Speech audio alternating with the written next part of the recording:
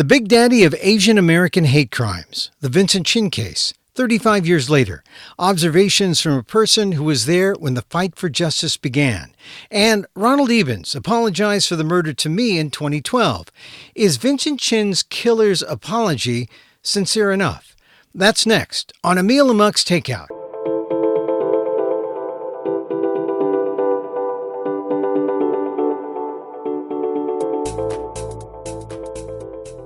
Hi, everyone, and welcome to what I call Emil and Amok's Takeout. We serve it, you take it out. Forms the acronym EAT, E-A-T, and it is time to eat. My takes on all things about race, society, politics, and diversity, and everything those things touch in our culture and society with respect to Asian Americans. And you don't have to be Asian American to lend us your ears. We give them back, besides. It's your minds we want. That's right. I'm Emil Guillermo, your host, and you might say, why Amok? Well, the short story is that for nearly 15 years, my Emil Amok column was a staple of Asian Week, what was once the leading Asian American weekly in English in America. Amok was the name of my compilation of essays, and Amok is also on my driver's license, not indicative of my mental state. And it's also the name of my solo show, the one-man show that I'm premiering at the San Diego International Fringe Festival, June 23rd through 28th. The time is approaching, and if you're interested in going to the show, check out my website at www.amok.com. There's a link to get tickets. There's information on the show, June 23rd through 28th. It's at Horton Plaza down there in that downtown San Diego area. So do come by, check it out. And I don't know if you have a hardship case and say, look, Emil, I'd like to get tickets. Maybe you got a freebie for me. Send me an email. I'd be maybe happy if you have a good story to get you in. But really, tickets are inexpensive. I think there's something like $10 or something like that. And it's a nice, small, intimate theater. It's a San Diego International Fringe Festival. I'll be at the San Diego Art Institute pop-up space at Horton Plaza. I look forward to seeing you June 23rd through 28th. Now, Amok is also the column that I write that's home based now on the website of the Asian American Legal Defense and Education Fund. That's at ALDEF, AALDEF.org/blog. Check it out. If you like what you see and what you hear, ALDEF is a 501c3. Go to the donate button. It's tax deductible. And, it's not a bad way to get a tax cut. I mean, not like this draconian Trump way. I mean, it's a tax deductible donation to a legit 501c3 at aldef.org. Now, on this episode, we focus on the Vincent Chin case with a special interview with Chin estate trustee Helen Zia. And we look at the apology Chin's killer gave me back in 2012. But we begin 35 years after the Chin murder with these essential Asian American facts.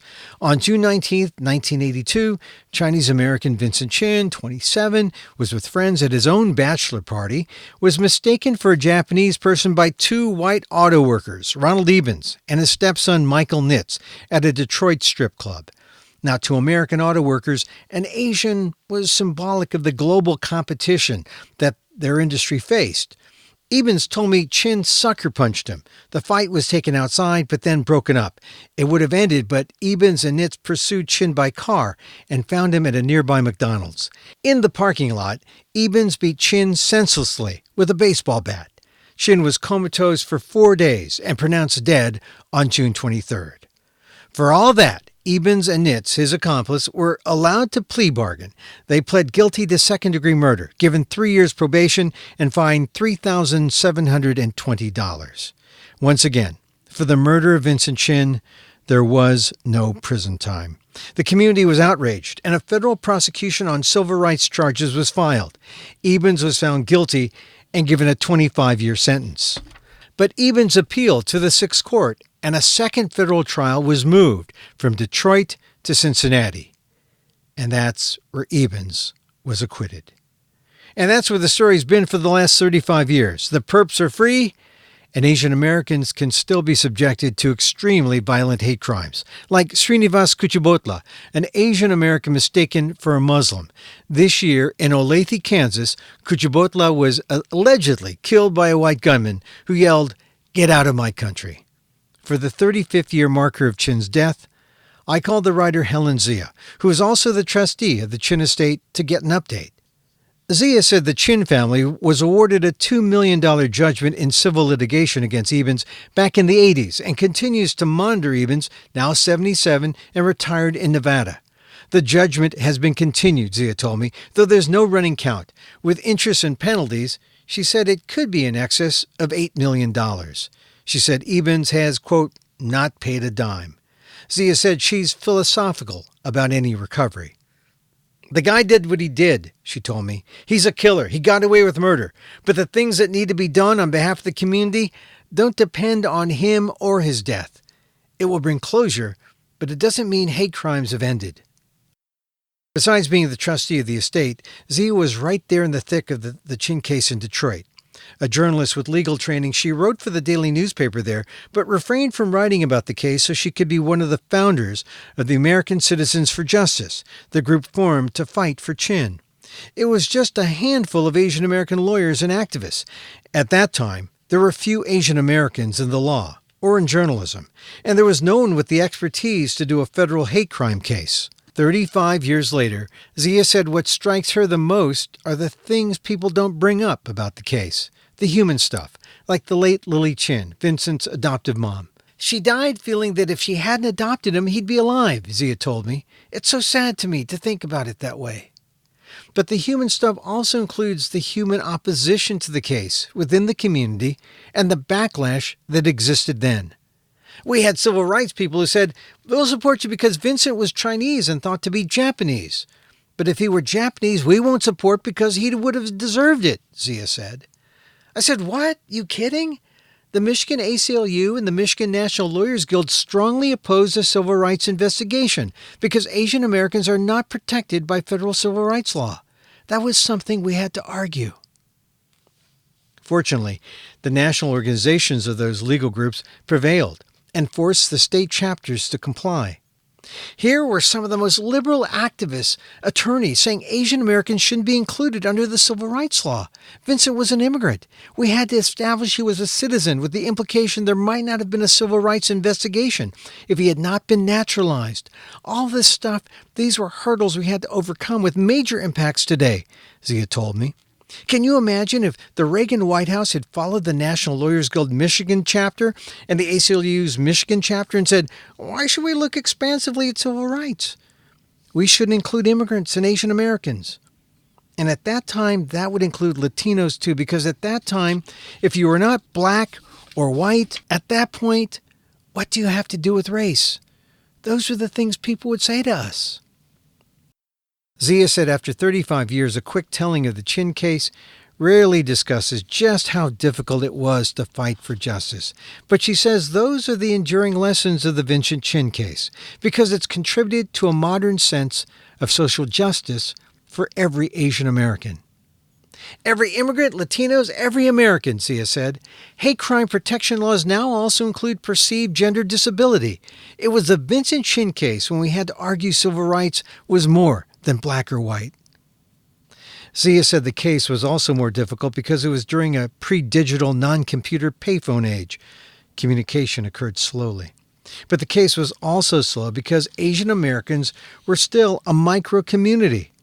We're 21 million now and feel somewhat empowered. In 1980, Asian Americans were just 3.7 million people, and most were timid, non-boat rockers. In the Vincent Chin case, people were incredibly reluctant to become involved, Zia told me. They had never gotten involved before, and I think that's what gets lost in the retelling of the story. Exclusion didn't end until about 1950, and so what that meant was Asian Americans of every kind, from Chinese to Filipinos, everybody, were pretty much totally disenfranchised till the mid-20th century. So when Vincent Chin was killed 30 years later, in 1982, the communities had, I think of it as stunted growth. There weren't people running for office. If there were, it was a minuscule number. There weren't people standing up. We didn't have advocacy organizations. A right to justice and a community sense of empowerment was a difficult thing to imagine for many Asian Americans. Not only did we not have it, Zia said, people didn't even recognize it was something we could have. The idea we all came together with the Vincent Chin case and sang Kumbaya and took over and went to the Reagan White House and the Department of Justice and got all these things to happen, that's a mythology. And I think it's a disservice to the next generations to think this. Helen Zia knows what was happening in Detroit in the 80s as the fight began for Vincent Chin. More of her observations on the case 35 years later. We've talked about this a long time. How do you feel coming up to the 35th anniversary? Is this a special one, or is it a critical one in your mind, considering where we are now in this, at this stage in our country, and where we are with race relations? How do you see the 35th? Well, I have a lot of feelings about the 35th. I don't even like saying anniversary, but 35 years after Vincent Chin was killed in a hate crime. If Vincent were alive today, he'd be 62 years old, which is what I think about a life taken, and not just his life, but his mother, Mrs. Lily Chin, who I became very close to. I mean, the one thing she wanted, the one thing she cared about was family. Her only child who was adopted, and that she died feeling that if she hadn't adopted him, he would still be alive. I mean, it's so sad to me to think about it that way.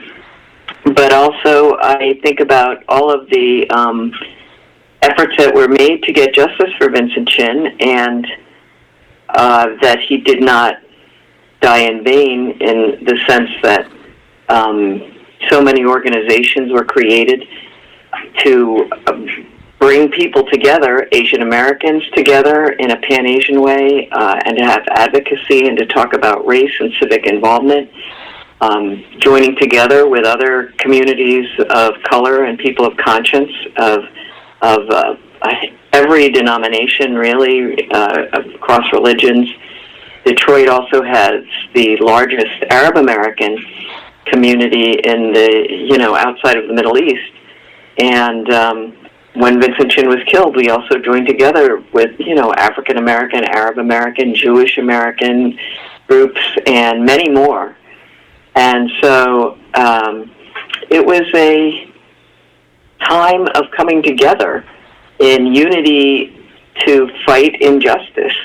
And 35 years later, I think we are in a much more divisive state. And it is critical.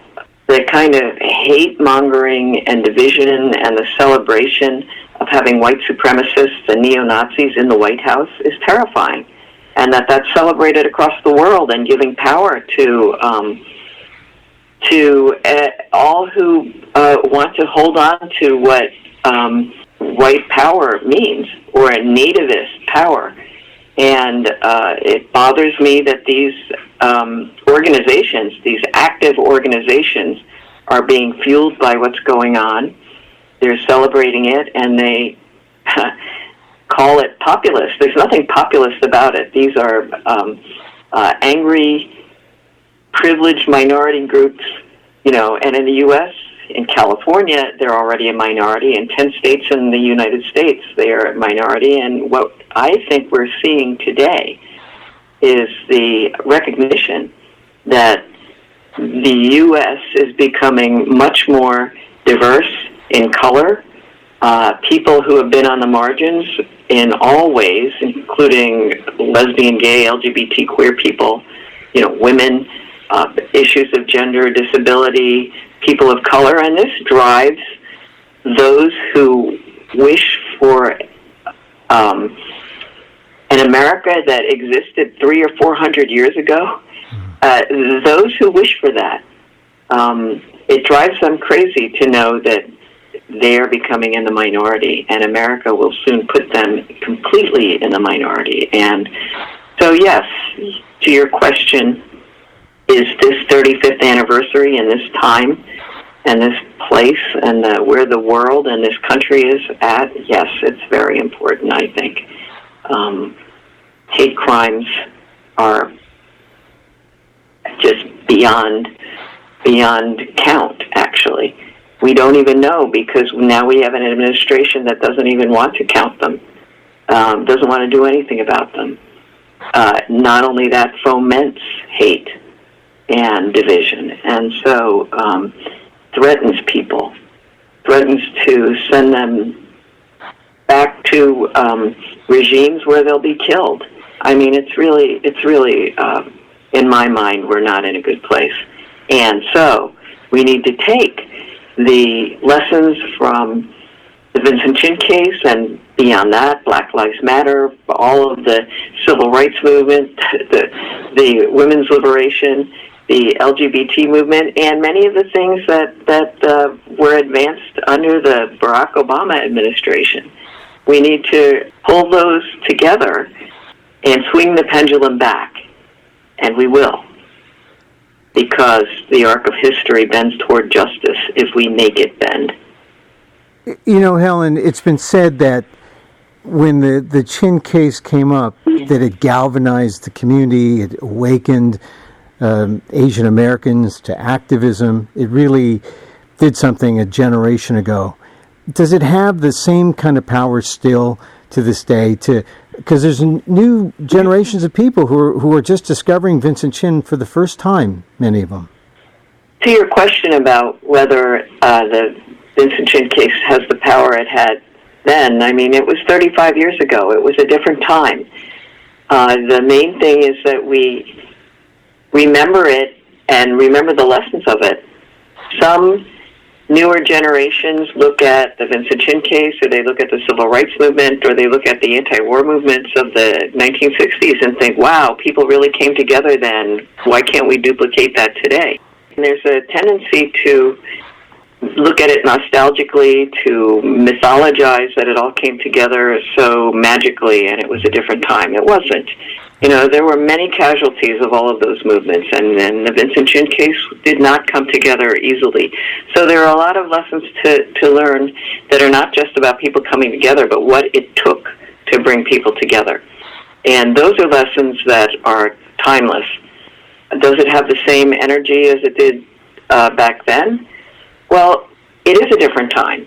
And so in Detroit, there were so few Asian Americans in Detroit back in the 1980s and before, that there was no question that if one Asian American ethnic group needed to rise up and speak out, that everybody did, that we needed to join together because we were way too small to accomplish a national civil rights investigation and trial ourselves. And not only that we needed to join together with anybody who would join to us in the quest for justice.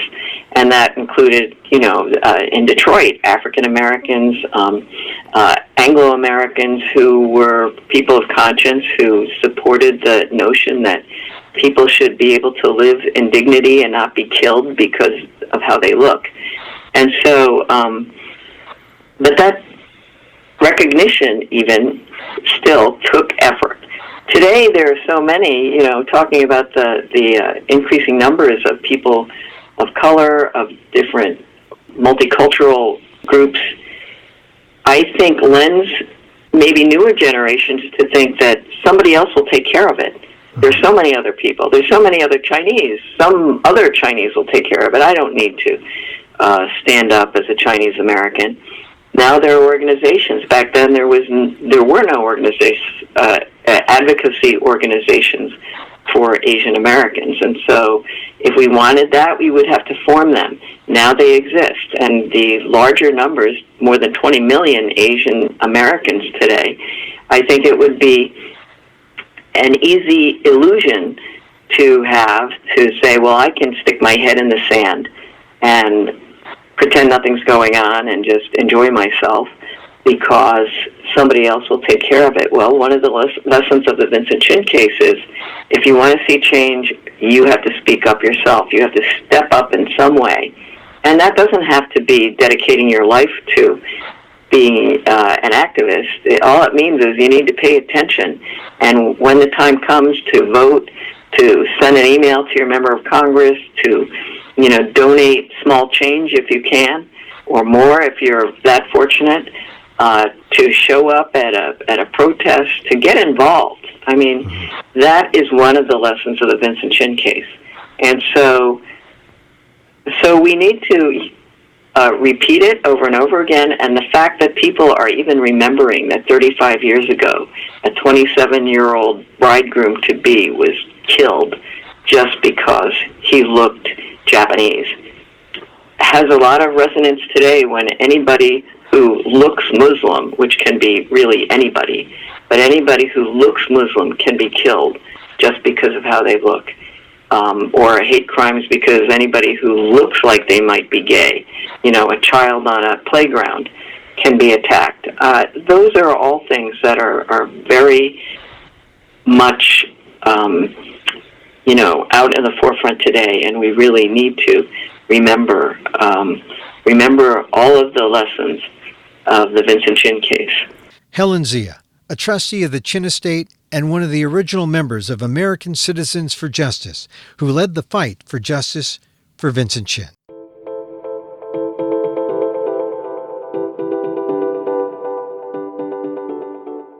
I don't know what Chin's killer did for Father's Day. I last talked to him in 2015, around the June 23rd anniversary of Chin's death. "I'm doing fine," he told me then, adding quickly he had a good Father's Day with his kids. I asked him then if he ever thought about the anniversary. "Like what?" he said. "I never forget it." "Never?" "Of course not." It was 2015. "I'm 75 years old and I'm just tired of all that after 33 years. He's 77 now, and Helen Zia doesn't want him to ever tire or forget the truth. He will never spend a day of his life without knowing he has a huge debt to society and a huge debt to Vincent Chin's family, Zia told me. And one day he will pay for it. The very first time I talked to Ebens was in 2012, on the 30th anniversary of the Chin murder. In a second, I'll read the column aloud that I wrote on June 22nd, 2012. It has Ebens explaining himself and describing what happened that night. He was reluctant to talk to me, but he did, and during our conversation, he apologized for the murder. "I'm sorry it happened, and if there's any way to undo it, I'd do it," he told me in my exclusive interview. "Nobody feels good about it. Somebody's life's been taken, okay? You just never get over it. Anybody who hurts somebody else, if you're a human being, you're sorry, But Zia, who has read my column, has never bought that as an apology. "I stood next to this guy in court, and I see his face over and over, read his words, and frankly, I don't see a shred of sincerity," Zia told me. "He's really saying, I didn't even mean to kill. Why should I have to go through this?" And then to me, Zia said, "It would take more than you interviewing him saying, 'I'm sorry I killed him.' Let's see how sorry he is and set an example for future people who are thinking of killing a Muslim student in North Carolina or a man in Kansas. These killers who kill out of hatred and go to justify their killings, it takes more than saying, 'I'm sorry.'" Here's my column I wrote after talking to Ronald Ebens, June 22nd, 2012, during the 30th anniversary of the killing of Vincent Chin. After 30 years, the killer of Asian American icon Vincent Chin told me in an exclusive interview that the murder known as a hate crime wasn't about race, nor does he ever even remember hitting Chin with a baseball bat. Incredible as that sounds, there is one thing Ronald Ebens is clear about. Ebens, who was convicted of second-degree murder but spent no time in prison for the act, is sorry for the beating death of Vincent Chin on June 19, 1982, in Detroit, even though for many Asian Americans, he can't say sorry enough. For years, Ebens has been allowed to live his life quietly as a free man. With the arrival of the 30th anniversary this month, and after writing about the case for years, I felt the need to hear Ebens express his sorrow with my own ears so that I could put the case behind me. So I called him up, and he talked to me. On the phone, Ebens, a retired auto worker, said killing Chin was the only wrong thing I ever done in my life. Though he received probation and a fine and never served any time for the murder, Ebens says he's prayed many times for forgiveness over the years. His contrition sounded genuine over the phone. "It's absolutely true. I'm sorry it happened. And if there's any way to undo it, I'd do it," said Ebens, who was then 72. "Nobody feels good about somebody's life being taken away, okay? You just never get over it. Anybody who hurts somebody else, if you're a human being, you're sorry. You know?" Ebens said he'd take back that night if he could, 1,000 times. And that after all these years, he can't put the memory out of his head. "Are you kidding? It changed my whole life," said Ebens. "It's something you never get rid of. When something like that happens, if you're any kind of person at all, you never get over it. Never." Ebens' life is indeed changed. As a consequence of the Chin murder, Ebens said he lost his job, his family, and has scraped by from one low-wage job to the next to make ends meet. Ultimately, he remarried and sought refuge in Nevada, where he's been retired 8 years, owns a home, and lives paycheck to paycheck on Social Security. His current living situation makes recovery of any part of the millions of dollars awarded to Chin's heirs in civil proceedings highly unlikely. The civil award with interest has grown to around $8 million. "It was ridiculous then, it's ridiculous now," Ebens said with defiance. His life hasn't been easy the last 30 years, but at least he's alive. He watches a lot of TV, he said, like America's Got Talent. "They've got good judges," he said. Sort of like the judges he got in his case, like Judge Charles Kaufman, the Michigan judge who sentenced him to probation without notifying Chin's attorneys, virtually assuring Ebens would never serve time for the murder.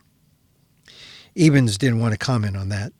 For all the time he spends in front of the television, Ebens said he has never seen either of the 2 documentaries that have been made on the case, and said he made a mistake speaking to one of the filmmakers. Even for this column, Ebens showed his reluctance to be interviewed. "But he finally consented to let me use all his statements because I told him I would be fair. I'm not interested in further demonizing Ronald Ebens. I just wanted to hear how he deals with being the killer of Vincent Chin." For 3 decades, the Chin case has been a driving force that has informed the passion among activists for Asian American civil rights. Some still feel there was no justice even after the long ordeal that included the state murder prosecution, where Ebens and his stepson Michael Nitz were allowed to plea bargain to second-degree murder, given 3 years probation and fined $3,720. The first federal prosecution on civil rights charges that ended in a 25-year sentence for Ebens. Or the subsequent appeal by Ebens in the Sixth Circuit, which was granted, or the second federal trial that was moved from Detroit to Cincinnati and ended in Ebens' acquittal. Add it all up, and it seems a far cry from justice. One man dead, perps go free. I thought that maybe Ebens could help me understand how he got justice and not Vincent Chin. I asked him about his side of the story, which was a key dispute in the court testimony about how it all started at the Fancy Pants strip club. "It should never have happened," said Ebens, "and it has nothing to do with the auto industry or Asians or anything else. Never did, never will. I could have cared less about that. That's the biggest fallacy of the whole thing." That night at the club, after some harsh words were exchanged, Ebens said Chin stood up and came around to the other side of the stage. "He sucker punched me and knocked me off my chair. That's how it started. I didn't even know he was coming," Ebens said. Chin's friends testified that Ebens made racial remarks, mistaking Chin to be Japanese, and then when Chin got into a shoving match, Ebens threw a chair at him, but struck Nitz instead. But Ebens' version, that there was no racial animosity or epithets, is actually supported by testimony from Chin's friend Jimmy Choi, who apologized to Ebens for Chin's behavior that included Chin throwing a chair and injuring Nitz. Oh, what about the baseball bat and how Ebens and Nitz followed Chin to a nearby McDonald's? Ebens said when all parties were asked to leave the strip club, they were out in the street.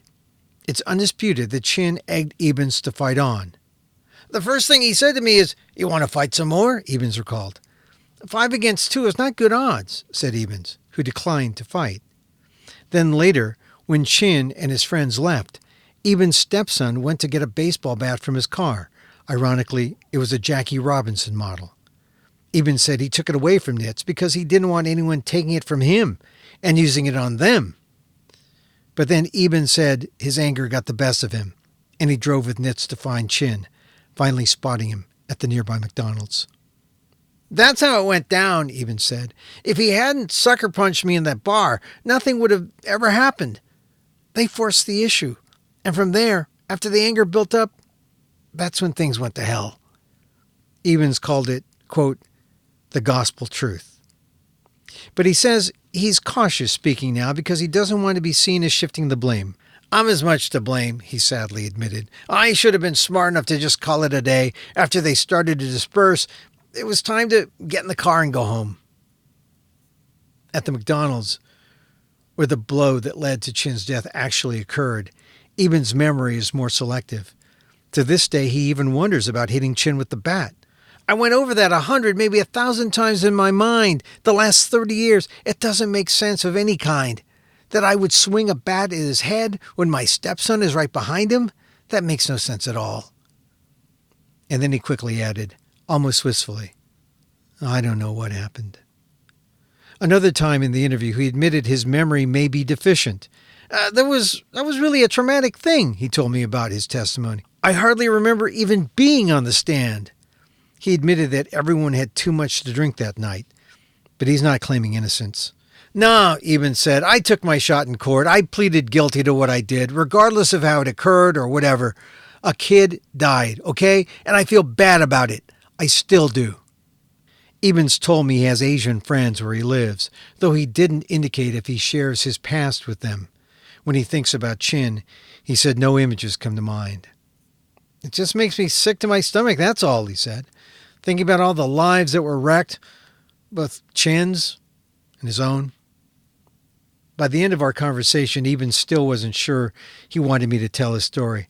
"It'll only alienate people," he said. "Why bother? I just want to be left alone and live my life." But I told him I wouldn't judge. I would just listen, use his words. I told him it was important in the Asian American community's healing process to hear a little more from him than a one-line "I'm sorry." He ultimately agreed. One line doesn't adequately explain another human being's feelings and actions, I told him. I told him I would paint a fuller picture. So now that we've heard what Ebens has to say 30 years later, I don't know from a phone conversation if he's telling me the truth, nor do I know if I'm ready to forgive him. But I heard from him, and now that I have, I can deal with how the justice system failed Vincent Chin and continue to help in the fight that it never happens again. Me reading from my column that I wrote after talking to Ronald Ebens, June 22nd, 2012. Ebens, the convicted murderer of Vincent Chin, saying he was sorry on the 30th anniversary of the killing of Vincent Chin. And that's our program. We're on iTunes, so please subscribe, rate, and review. Go to iTunes and get the show. Tell your friends about the show. Share a link with them. You can also contact me on Twitter at Emil Amok. That's EMILAMOK. Or go to the ALDEF blog at www.aldef.org/blog. Give us your feedback at www.amok.com and leave a message there on SpeakPipe. You don't need a phone. And if you're so moved, check out the blog and support the program. Go to aldef.org/blog and click on the donate button. ALDEF, the Asian American Legal Defense and Education Fund, is a 501c3, and your help is fully tax deductible. Just let them know you like the podcast and the blog. And that's it. Once again, thanks for listening to Emil Amok's Takeout, this special 35th anniversary of the killing of Vincent Chin. I'm Emil Guillermo.